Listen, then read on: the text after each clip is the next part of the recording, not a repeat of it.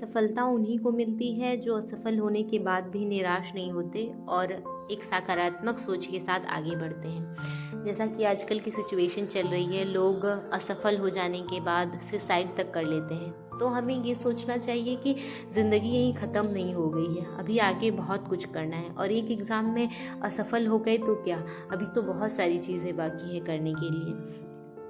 तो मेरा कहने का ये मोटिव है कि जितने भी कॉम्पिटिटिव लेवल की प्रिपरेशन कर रहे हैं, जितने भी एस्पिरेंट हैं, उनको हमेशा पॉजिटिव माइंडसेट लेके चलना चाहिए।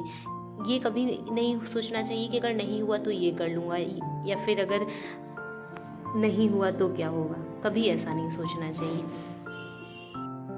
क्योंकि एक रास्ता बंद होता है तो कई सारे रास्ते खुलते हैं, कई सारे दरवाजे खुलते हैं हमारे लिए या हर इंसान के लिए जो बुरी सिचुएशन में है। तो हमेशा अपने माइंड को पॉजिटिव करके चलना है, क्योंकि एस्पिरेंट्स के माइंड में बहुत सारी चीज़ें चल रही होती हैं, बहुत सारी सिचुएशन होती हैं, लेकिन हर सिचुएशन में खुद को पॉजिटिव रखना सबसे ज़्यादा ज़रूरी है। दिल्ली पुलिस में मेरा सिलेक्शन नहीं हुआ, अगर मैं इस चीज़ का दुख मनाती रह जाऊंगी तो मेरे हाथ से बहुत सारी अपॉर्चुनिटी मिस हो जाएंगी।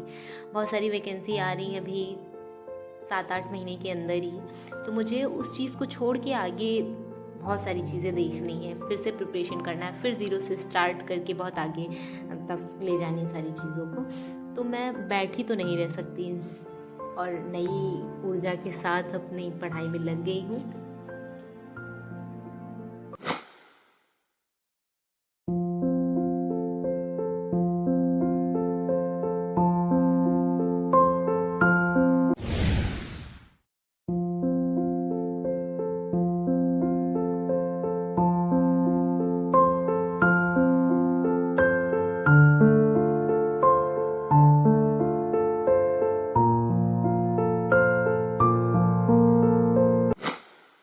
वीडियो की शुरुआत मैंने दिल्ली पुलिस की प्रिपरेशन से की थी, लेकिन दिल्ली पुलिस में मेरा रिटर्न हो गया और फिज़िकल में मैं डिस्क्वालीफाई हो गई।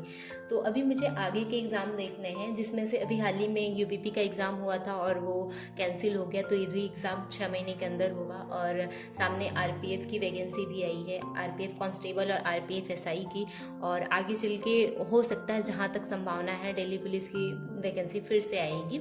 और वही नवंबर दिसंबर तक एसएससी जीडी की फिर से वैकेंसी आएगी। तो इन सारे एग्ज़ाम को टारगेट करते हुए मैंने एक सिलेबस बनाया है, जिसमें से यूपीपी, आरपीएफ और एसएससी जीडी, दिल्ली पुलिस, सभी का सिलेबस मैंने देख लिया है। और कौन कौन सा सिलेबस कितना मैच कर रहा है एक दूसरे से, मैंने वो भी लिखा है, जिसमें से सभी एग्ज़ाम में, जितने एग्ज़ाम मैंने टारगेट किए हैं, उसमें सभी एग्ज़ाम में मैथ का जो सिलेबस है ऑलमोस्ट सेम है।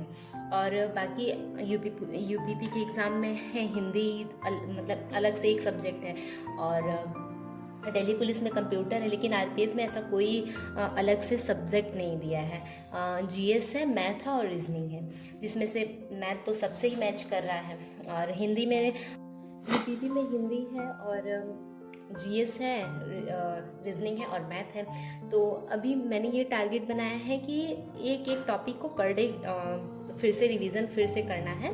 और ये हिंदी का अलग अलग से मैंने पूरा सिलेबस लिख लिया है, मैथ्स का भी सिलेबस मैंने लिख लिया, मैथ का सिलेबस सेम है और रीजनिंग का ऑलमोस्ट सेम है, और जीएस का भी वही सारी चीज़ें हैं।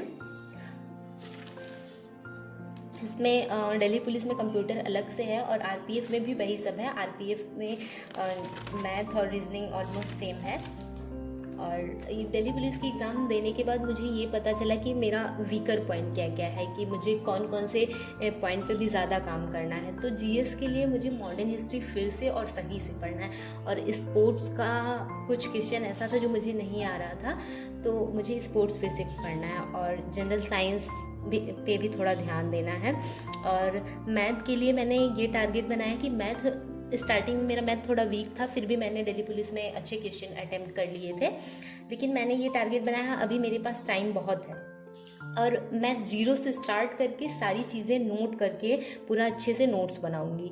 और रीजनिंग के लिए भी, रीजनिंग में भी मेरा कुछ चीज़ ऐसी थी जो मुझे लग रही थी कि मुझे इस पर और अच्छे से काम करना चाहिए। एक तो फिगर काउंटिंग में मुझे बहुत कन्फ्यूज़न होती है, और मैंने एक अलग से टॉपिक लिया है इंटरनेशनल रिलेशन करके, जिसमें मुझे लगता है कि मुझे उसको भी पढ़ना चाहिए, इसलिए मैंने ये सारी चीज़ इस पे नोट की हैं।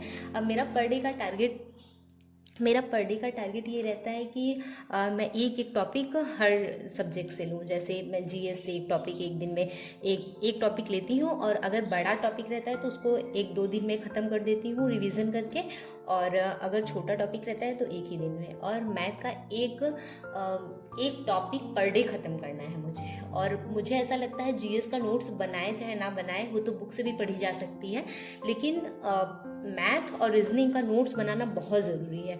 क्योंकि जब लास्ट में हम रिवीजन करने लगते हैं तो हमको मतलब कि अपने नोट से देखना रहता है, वहाँ से हमको आइडिया लग जाता है, हाँ ये फिर से हमको क्लास देखने की ज़रूरत नहीं पड़ती अगर हमारे पास नोट्स है।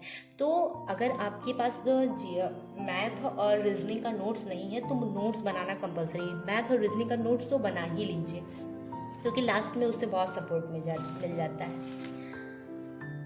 जैसा कि आप सभी को पता है, मैं बीएड कर रही हूँ और ये मेरा 4th सेमेस्टर है अभी, और सीटेट का नोटिफिकेशन भी आउट हुआ है। तो मैंने ये सोचा है कि मैं सीटेट का भी एग्ज़ाम दूंगी। उसके लिए भी मैं साथ में सीटेट का भी पढ़ रही हूँ, तो एक टॉपिक मैं उससे भी पढ़ती हूँ। आजकल मेरा ये टारगेट रहता है मैथ, रीजनिंग, कुछ हर सब्जेक्ट से एक टॉपिक लेके पढ़ना। और नवीन सर ने जो दिल्ली पुलिस के लिए 70-80 प्रैक्टिस सेट करवाया था, उसका पर डे एक प्रैक्टिस सेट मेरा लर्न करने का टारगेट रहता है। तो ये मेरा टारगेट है। अभी मैं इन सारी चीज़ों पे फोकस कर रही हूँ, और इस बार शायद कुछ हो जाए, क्योंकि मैं अपने वीक पॉइंट पे काम कर रही हूँ, चाहे वो फिजिकल हो या रिटन में कुछ ऐसे टॉपिक थे, तो मैं उन सभी पे ध्यान दे रही हूँ।